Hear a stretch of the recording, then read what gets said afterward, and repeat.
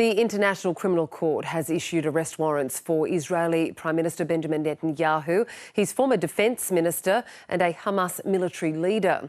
It is the first time a sitting leader of a major Western ally has been accused of war crimes and crimes against humanity by a global court of justice.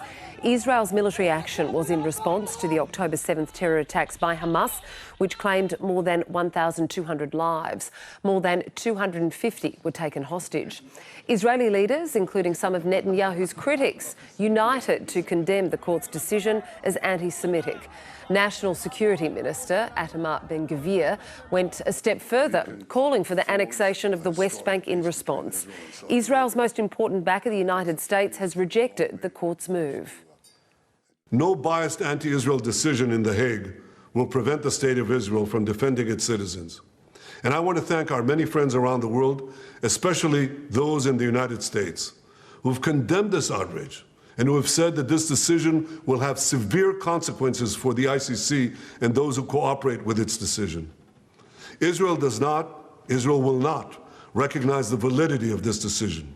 We will continue to do everything we must do to defend our citizens and defend our state.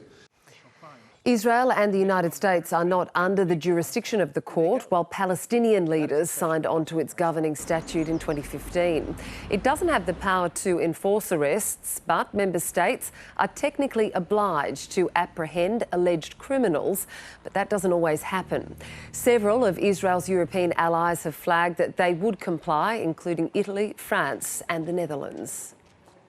All states parties of the court, which include all members of the European Union, are binding to implement this court decision. We fundamentally reject the court's decision to issue arrest warrants for senior Israel officials.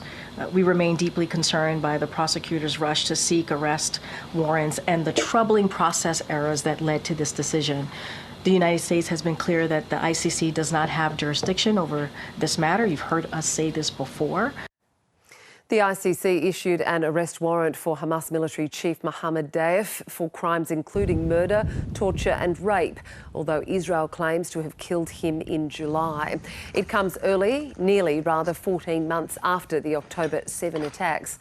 A lawyer representing Israeli victims has welcomed the move. The victims of Hamas attacks and their accomplices are carried toward this court. This court bears a great responsibility. You know, there's a sign of hope. Someone sees them, someone believes them. Health officials in Gaza say Israel's war has killed at least 44,000 people and displaced at least 1.9 million people, about 90% of its population. The ICC has charged Benjamin Netanyahu and Yoav Gallant with using starvation as a method of warfare and intentional attacks against civilians.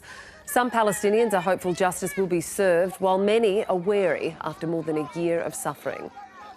During the past 14 months, they couldn't use the international laws and conventions to put pressure or enough pressure on the Israeli occupation authorities and the Israeli occupation leaders to stop their genocide and the slaughtering of the Palestinians, civilians, and children and women in the Gaza Strip.